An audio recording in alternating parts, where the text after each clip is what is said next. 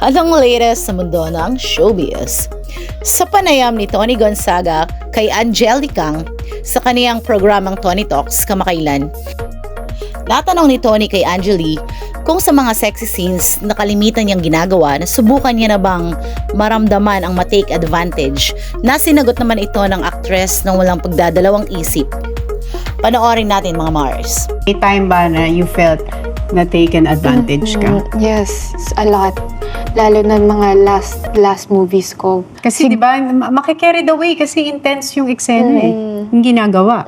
Minsan mawawala na sa sarili because it's very physical. May times na habang naka-plaster, natatanggal yung plaster kasi tumitigas. Tapos bago pa mag-take yung direct, hinahalikan na ako. After mag-take, hinahalikan pa rin ako. So ano gagawin mo? Ako, nasa isip ko, basta one take, go mo na. After nun, doon na ako magre-reklamo kay Direk. Sabi ko, Direk, nakita mo ba na ganito, ganyan? Sabi niya, oo nga, nakita ko. Ikaw, bilang isang babae, paano mo nahihiwalay yung trabaho tsaka dun sa real? Ito talaga ako.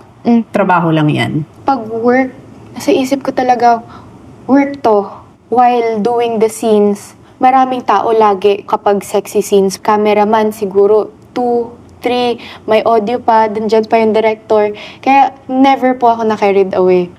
Ikaw Mars, baka maki-carried away to the max ka pag ikaw ang nasa kalagayan ni Angelica.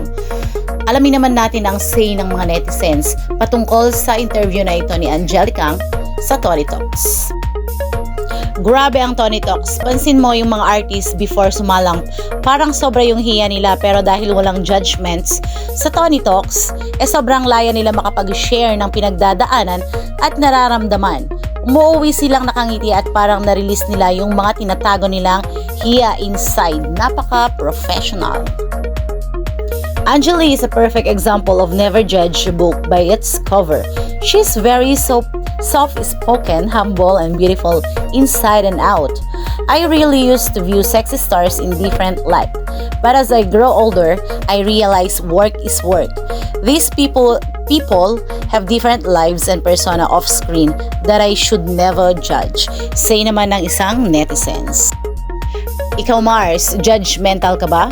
Kung nagustuhan mo ang ganitong video, mag-like and comment lang. We are open for suggestions para sa susunod na topic on our next video.